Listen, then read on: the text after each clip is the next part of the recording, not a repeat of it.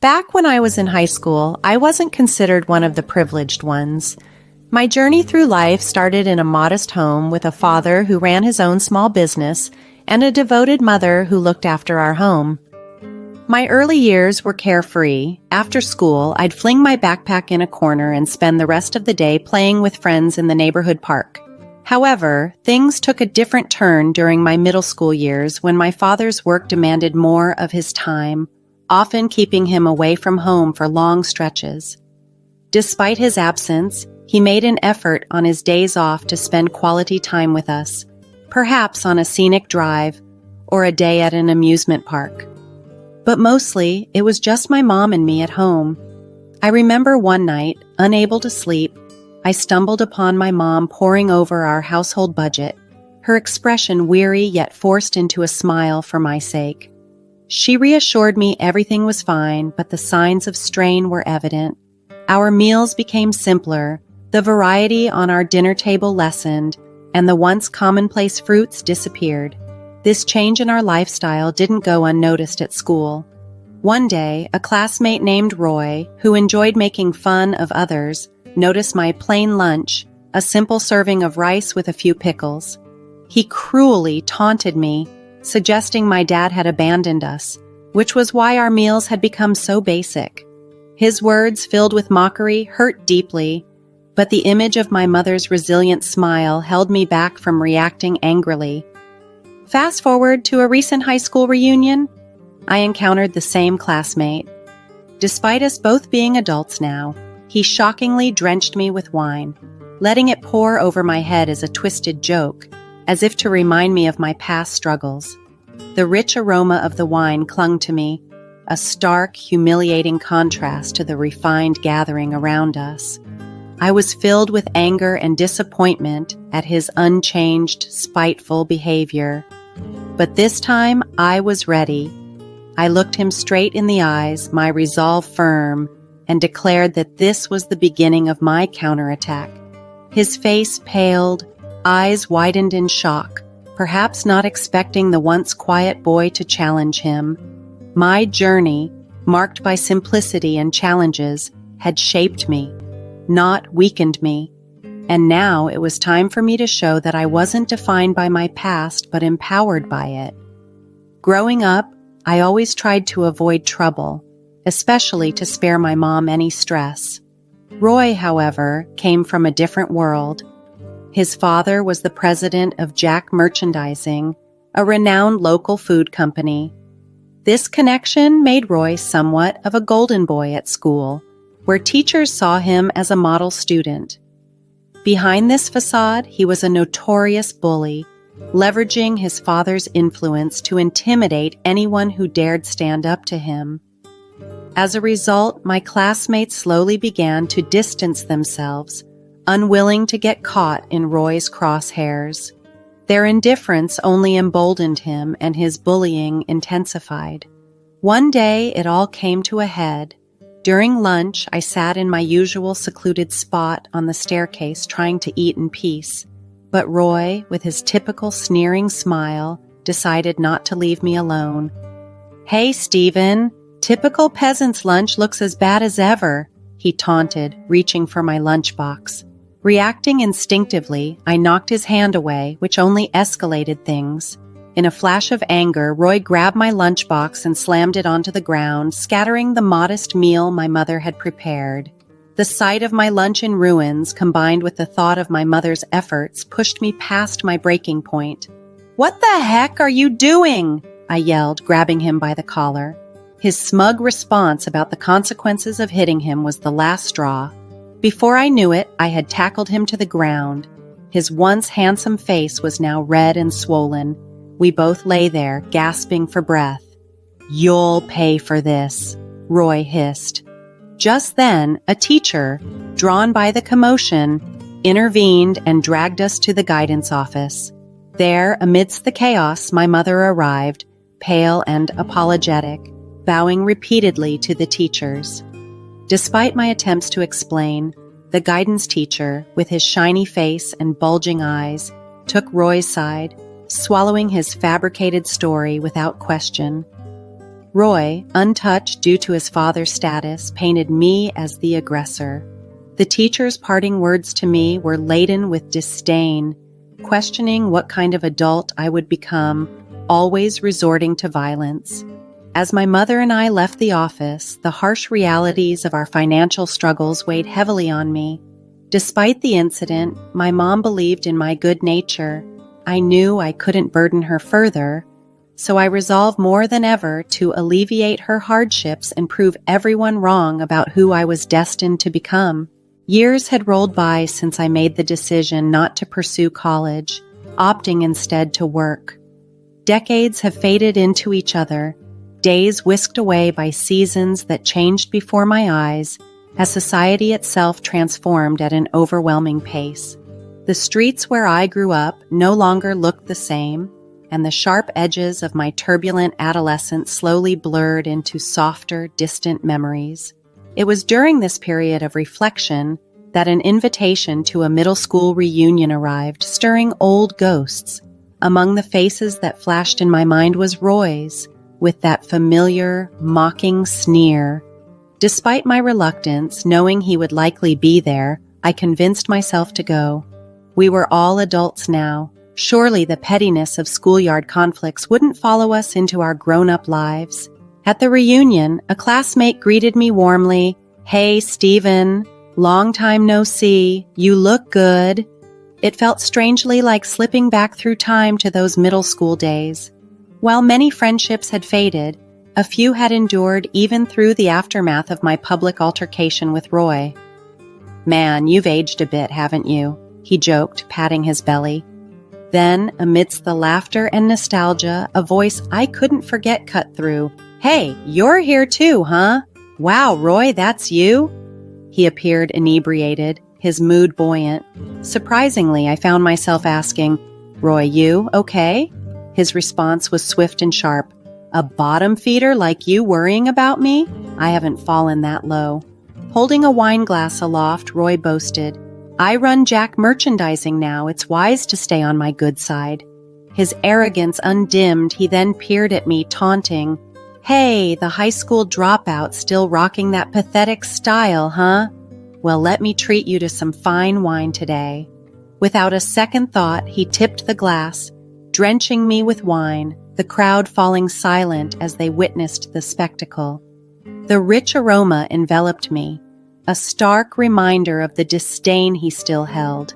"How about that? Bet you're thrilled to get a taste of the high-life high school dropout," he sneered, unchanged from the boy who thrived on his privilege to belittle others. Anger and disappointment surged within me. Any faint hope that he might have changed was dashed.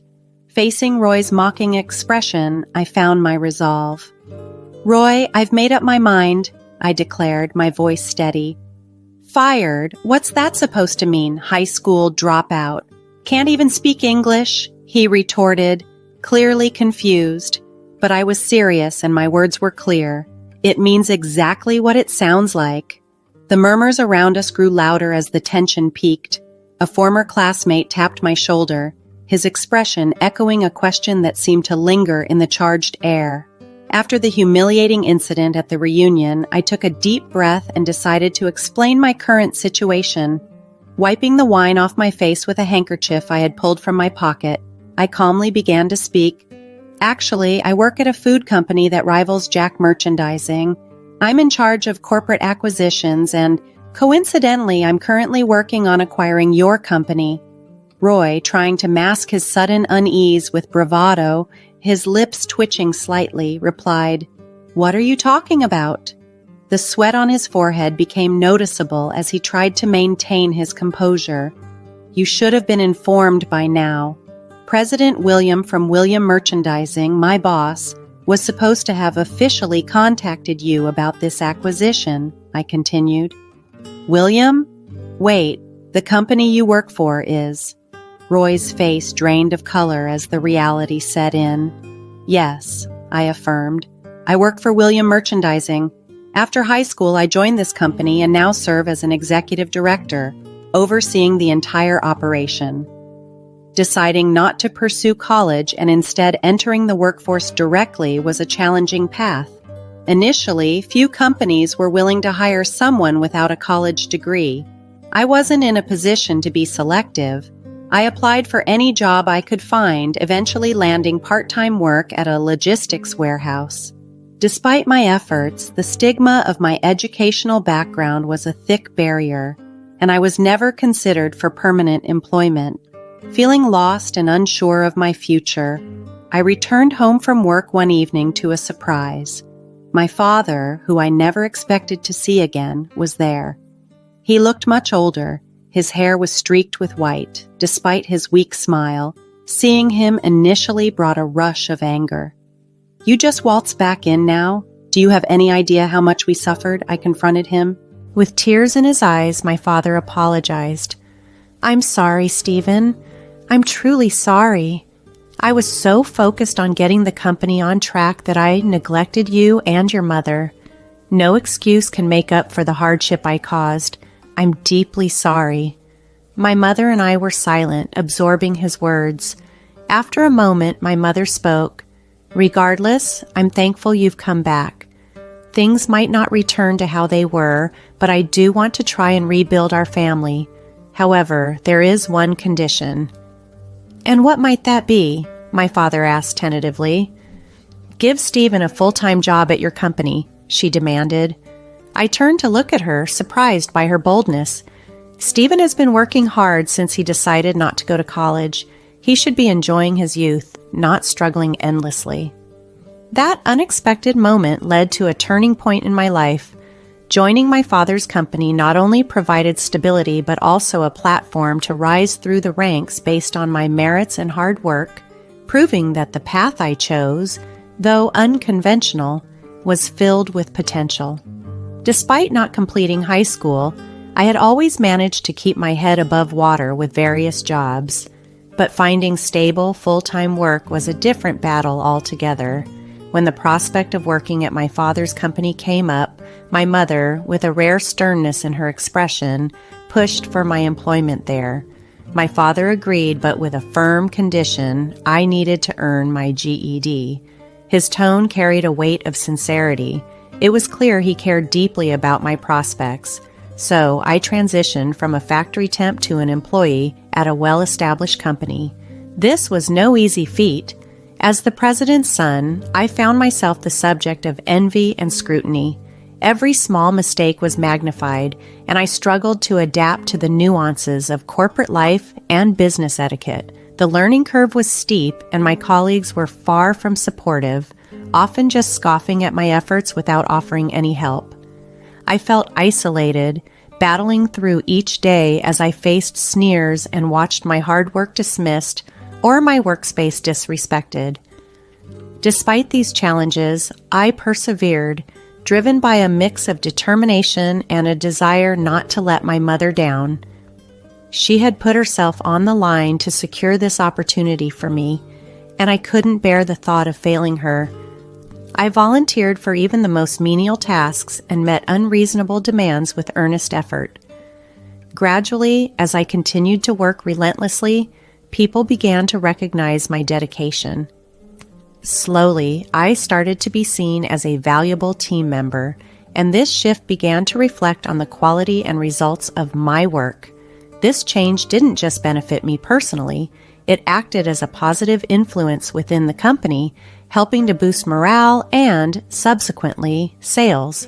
Over the years, my efforts paid off, and I was eventually promoted to executive director, tasked with significant responsibilities, including the negotiations for the acquisition of Jack Merchandising, a company that had been struggling for years.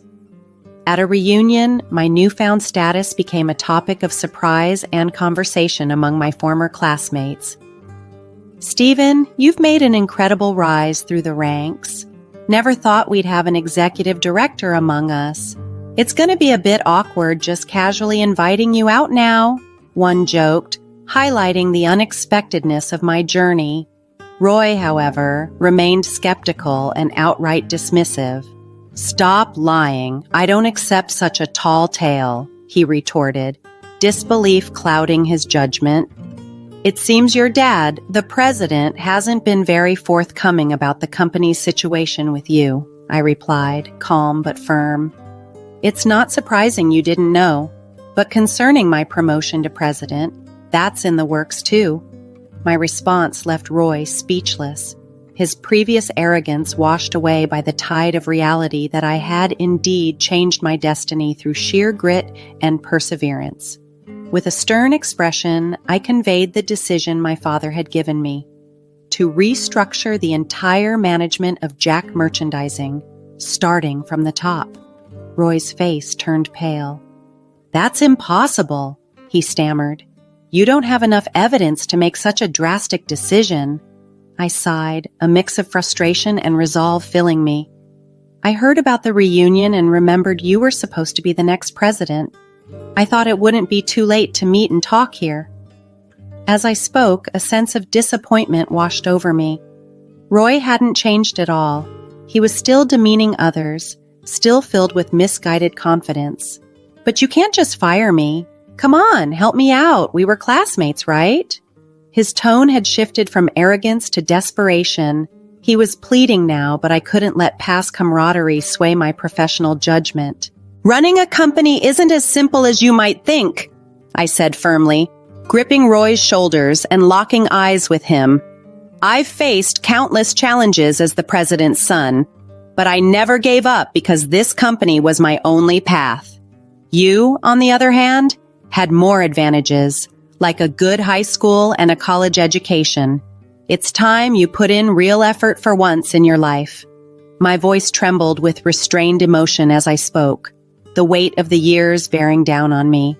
Roy simply stared back in silence, wordless and seemingly unable to respond. A month after the reunion, I stood in front of the Jack Merchandising building with my father.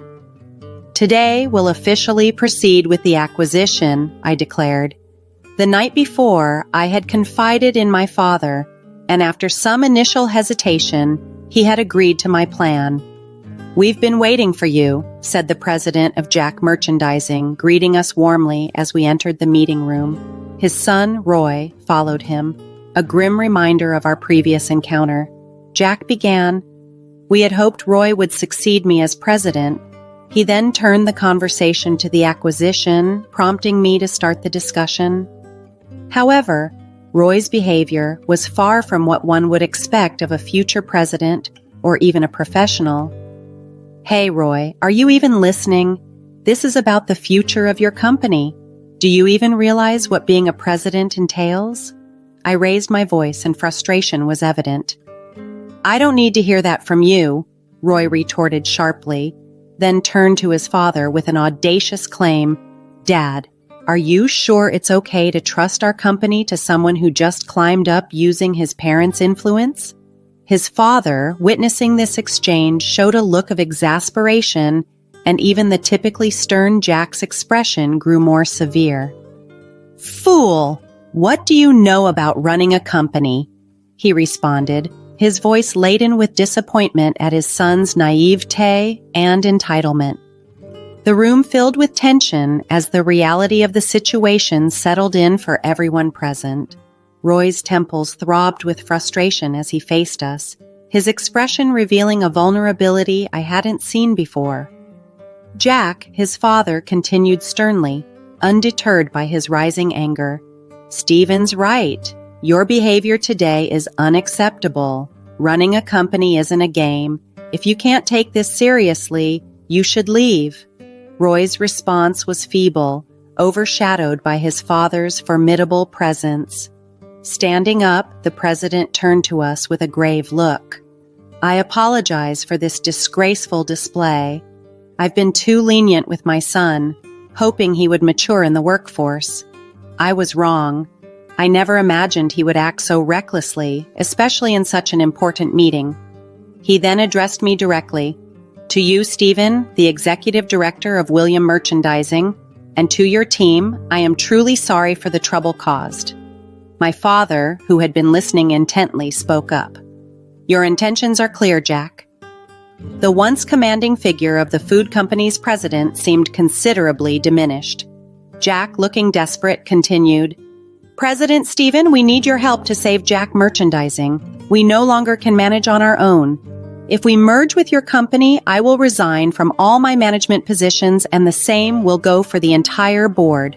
But please keep our employees, our dedicated staff, without letting anyone go." With that, he bowed so deeply that his forehead nearly touched the table.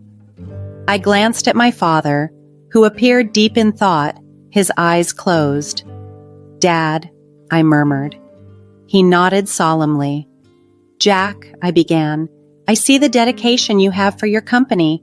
Given that, let's offer you another chance to turn things around. A chance for you and Roy to demonstrate you truly care about your employees. We will support you as much as we can. However, if that fails, we will have no choice but to assume full control." Roy and his father looked at each other, shocked. "Stephen, how can we ever thank you?" Roy asked, his voice weak, his father beside him tearful, looking utterly drained. As I continued, I glanced between the two.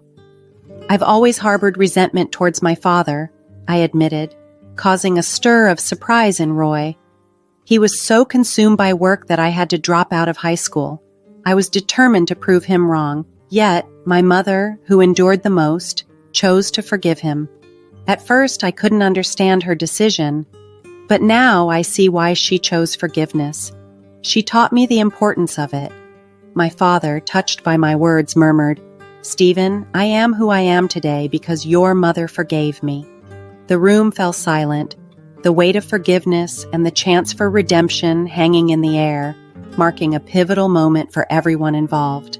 Recently, I've reached a point where I can finally begin to forgive my father. Jack nodded, seemingly motivated by an invisible force as I shared my belief in second chances and the strength gained from overcoming adversity. I turned to Roy, who was slouched back in his chair with a sulky demeanor, and caught his glance. "Roy, it starts here. Isn't this your time to step up?" "But I don't know anything about running a company," he replied, uncertainty in his voice. Placing my hand on his shoulder, I reassured him, "It's okay to start now. Work hard and the results will come." Roy looked at me, a faint smile breaking through for the first time. Following our discussions, Jack Merchandising agreed to a business partnership with William Merchandising and began its journey toward recovery. Roy took on the role of president with his father as an advisor. He let go of the pride that came from being the son of Jack Merchandising's owner and worked tirelessly to rebuild trust with each business partner through humble interactions. His transformation became a source of inspiration for the employees, leading to a positive shift in the company culture. The once complacent company, previously marred by internal power struggles, saw its employees rise to the challenge. Sales teams put in more effort, and the administration focused on creating a welcoming environment for business partners. Roy made significant changes to the workplace, revising welfare policies to be more inclusive and eliminating divisive systems. This contributed greatly to a turnaround for the previously struggling company. Encouraged by the changes, including Roy's, the company's sales gradually improved, resembling ascending stairs. This year, we even managed to provide modest bonuses to all employees. Similarly, our company's performance improved significantly, allowing us to sponsor various advertising campaigns. "Stephen, President, hurry up, just a minute, wait for me." The reunion had become a catalyst for rekindling friendships. Initially wary of Roy, my classmates were now impressed by his transformation, sharing jokes and laughter. "Hey, can we drop the president title when we're off work?" I asked with playful annoyance. "It's just a habit," Roy replied, scratching his head in embarrassment, his demeanor endearingly sincere. "Then at least call me by my old nickname when we're not working. I forgot what it was you used to call me that all the time. Can't believe you remember that," Roy said, feigning exasperation. "All right, how about this? From now on, every time you call me president, you owe me a drink," I proposed. cementing our newfound camaraderie with a light-hearted bet that brought a genuine smile to both our faces. Reflecting on the conversation, I found myself agreeing inwardly. "That's a really good idea," I acknowledged. "Okay, Stephen, that's a first," Roy responded, pausing for a moment before using the nostalgic nickname. "Thanks, Stephen." Throughout my life, I've often held on to negative emotions, a trait common in human nature. I harbored resentment for being looked down upon as a high school dropout and felt a deep bitterness regarding my social standing. If I hadn't moved towards forgiving my father, I might never have reached out to Roy or reconnected with other old friends. Despite the past harassment and challenges from Roy, I couldn't bring myself to give up on him, remembering the struggles I had overcome myself. I've learned that people who navigate through hardships develop a resilience that prepares them for future challenges. If there's a genuine desire to start anew, change can indeed begin from that moment. Moving forward, I plan to lead the company with humility, navigating the intricate challenges of business with renewed dedication. I look forward to doing this alongside my valued friends and colleagues, understanding that our shared experiences and forgiveness have paved the way for this new chapter.